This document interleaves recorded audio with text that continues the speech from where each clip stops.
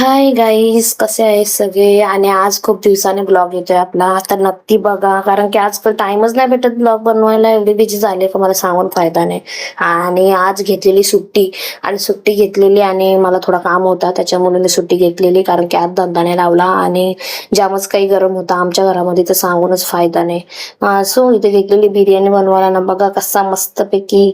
आणि हे आपल्या घरचे आहेत का, कसं वाटतं जरा बघा मस्त. पहिले आता दाखव तुम्हाला एक खाऊन. आणि जाम गोड आहे, पहिलाच सांगतो. कोणच्या तोंडाला पाणी नका येऊन देऊ. याला एक काय काम धंदा नाही. मग काय बिर्याणी बनवलेली, आणि बिर्याणी बनवलेली काकडी टमाटर कापला, रायता आणायला गेलो. त्याच्यानंतर गेलेलो पडग्यामध्ये, आणि पडग्यामध्ये आणायचं होतं तेल, आणि तेल आणायला गेलेलो. आणि खरंच खूप स्वस्त आहे पडग्यामध्ये तेल. आणि मग त्याच्यानंतर गेलो कूलर घ्यायला, कारण की जामच काही गरम होतो ना. मग गेलो कूलर घ्यायला, आणि मग काय तिकडून घेऊन निघालो, कारण की टाइम पण पक्का झालेला.